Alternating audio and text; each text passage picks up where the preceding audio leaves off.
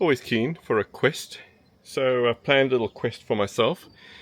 I've picked up, I've documented 22 spots on the map that I think will have me covering substantially every road, every tarred road, let's say, on Norfolk Island. And it's going to be the first of my island driving quests. And I'm going to see how long it takes to do that. And then I'll share with everyone what the 22 geotag points are. Right, so we're staying down in this bottom right hand corner, and we're going to go anti-clockwise around the map, hitting all the points on the roads that I can easily name. Right.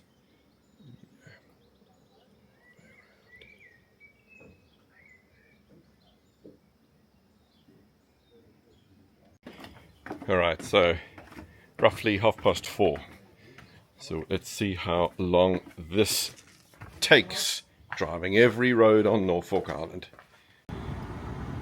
So, using Guide GPS as evidence of the drive, and starting at 4:40 on the dot. First waypoint, Martin's Road, end of Martin's Road. And let me tell you, it's a pretty good view at the end of this road.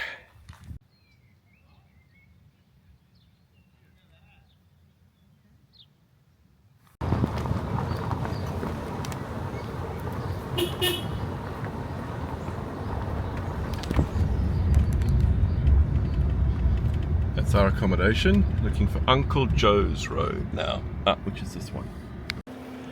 Stop number 2, end of Uncle Joe's Road. That gate over there.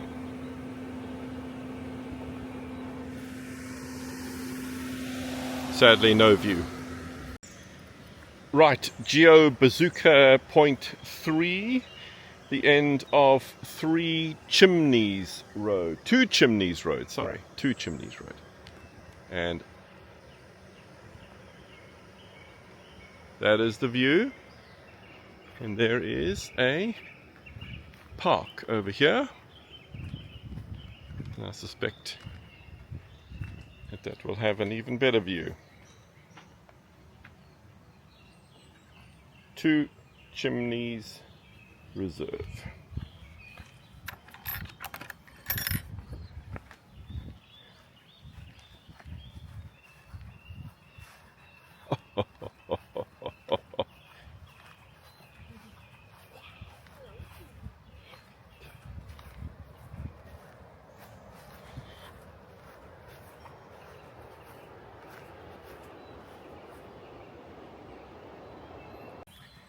So many lovely places on this island where you just take a bottle of wine and just sit somewhere. This reserve is absolutely stunning.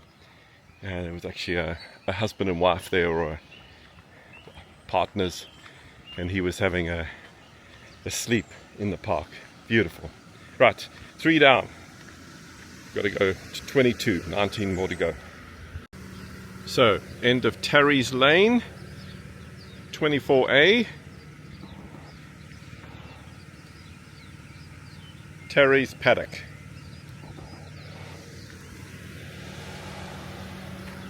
Pretty stunning, but no view. Okay, so the end of Mill End Road, and you get to this pretty spectacular looking property, and it is called Forester's Court, Clifftop Cottages. And just take a look at that for a property. FC. From 1856, known as Matt's Ground. Waypoint 6, the absolutely stunning Cascade Bay. Scene of my fly fishing encounter with a shark, which happened just over there.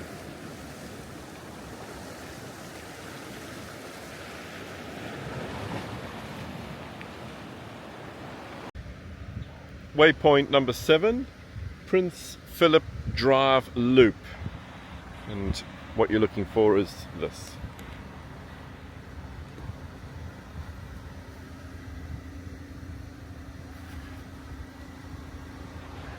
And what you're also looking for is that. Holy moly.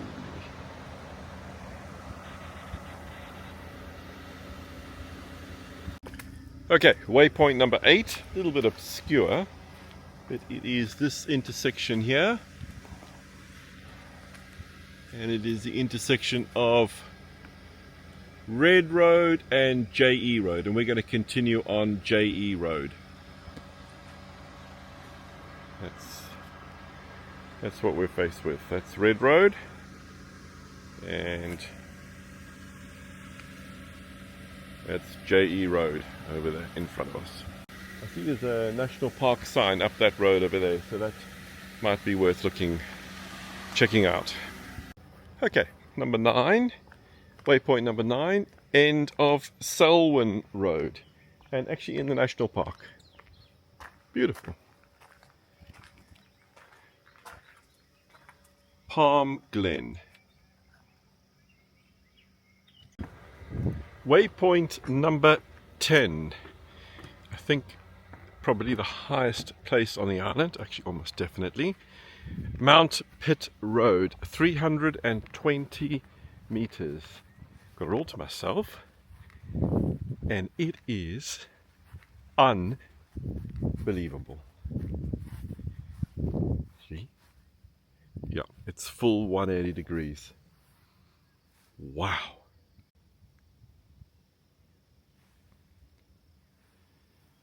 So Nepean Island, Phillip Island, the airport, the 2 runways, that way and that way.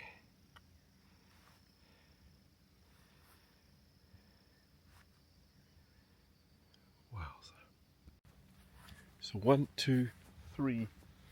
There are 3 tables and chairs up on top here, wooden tables and chairs, and this would be the place to come and have sundowners. Ultimate place to have sundowners. And it is one of Norfolk favorite lookouts. 318. Oh, it's just a meter shy of the island's highest point on the neighboring Mount Bates, which is just a short stroll along the summit track from here. Okay, so it's actually not the highest. It's Mount Bates, which must be there, I would think. Oh well. No, it's something for when I come here next with Barb's. It's not an adventure for today. Waypoint 11, the longest of the drives I've had to do so far. And we are now at Captain Cook's Lookout. In thinking of what I can call this exercise of effectively driving to all the roads on all the ends of the island's points, and in the process probably driving most of the tarred roads, and I think I'm going to call it island squaring. Waypoint 12, end of Fisherman's Lane. Wow, wow, wow. Take a look at this.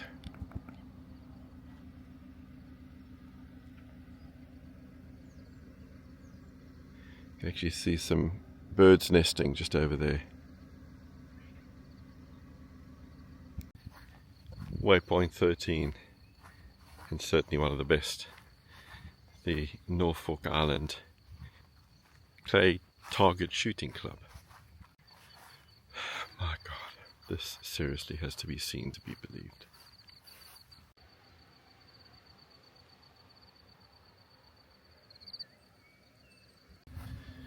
I assume that that's the actual Clay Target Shooting Club's grounds.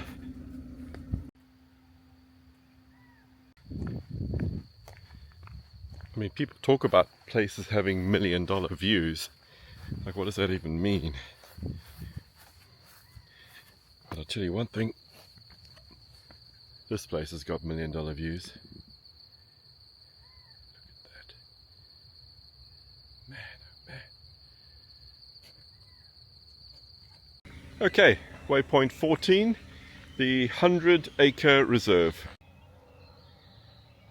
And by the way, if you want to watch sunsets, this is the area to be in. I've just passed a whole bunch of spectacular sunset spots as I've come from basically the Pistol Club to here.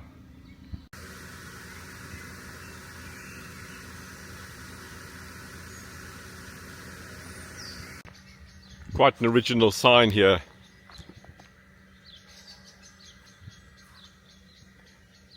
A, B. So waypoint 15, Point Ross Reserve. And let me tell you, this is a goodie. Look at that chair. It's looking right out at the sunset. Point Ross Reserve. It's called Cliff Edge. Oh, whoa, whoa, whoa, whoa, whoa.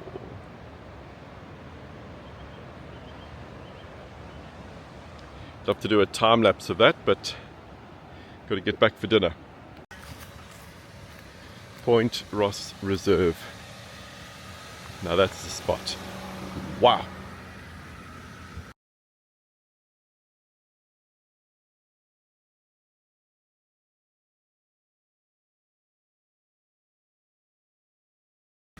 Waypoint 17, end of Long Ridge Road, which takes you to Beef Steakhouse. Waypoint 18, which is the end of what they call Bay Street, but I'm just going to call it Lone Pine. It's the one with the view over Emily Bay. And let me tell you, that is quite a sunset. This is the place to come and bring your bottle of wine and sit at this table over here and enjoy the view. Because it's as good as it gets anywhere in this world.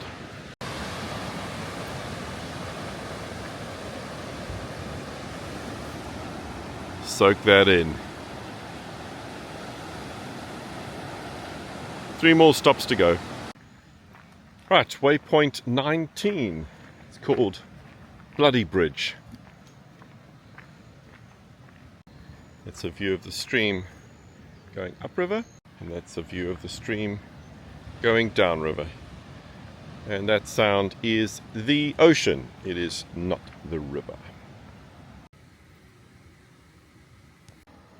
Bloody Bridge. Bloody Bridge. Waypoint 20, which is the end of Collins Head Road, which will be deemed to be 148 148 AD Collins Head Road. Looks like it's the Endeavour Lodge.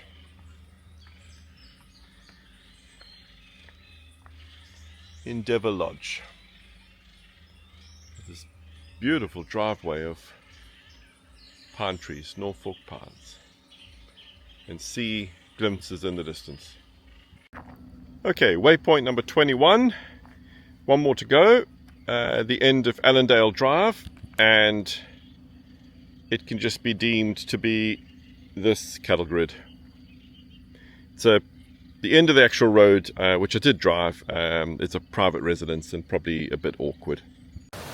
Right, final waypoint, waypoint 22, end of Marsh Road, and it's called the Balls Bay Reserve.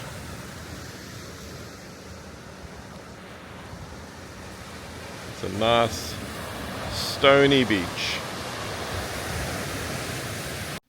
So, back at home, and it has taken me 3 hours and 7 minutes to finish the track, and there is the evidence that I have driven, I suppose, all the way around the island. I do see there are a few little roads there that I haven't filled in, but I've driven the majority of the island. I've certainly, that's the first island that I've squared away. So, been thinking a little bit about what the rules should be to square away an island, and I've decided that you've got to visit at least 20 points on the island, and you've got to go all the way around the island. You can go clockwise or anti-clockwise, and if there's the ability to go inland and reach a high point or the highest point, and I think that one of those waypoints, one of those items that you visit, should make an effort to get up high. So that's what it takes to square away an island. So in my island tour yesterday, when I squared off the island, I noticed that there's some key roads that I've missed, so I'm going to go and we're going to drive them today. My mates have agreed to drive a figure of 8 with me today and cover off a couple of key roads, and then we'll go up to the Mount Pitt view site, which is so beautiful.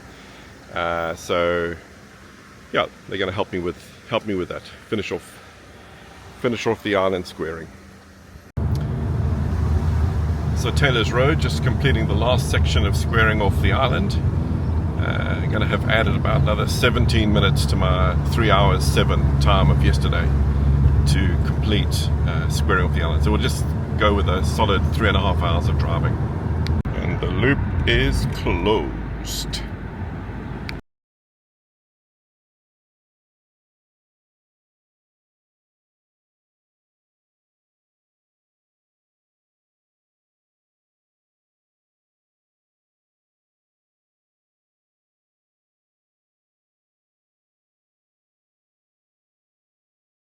Guys, it's not about dating the cool guy. Not anymore. It's about dating the gadget guy. It's about dating the gadget guy. He's prepared, dude, and he fixates on things, but it's like really endearing, and he can camp, and he loves to fish and be outdoors, and like you think he's up to no good, but like in reality he's just like building a shelf and digging a hole.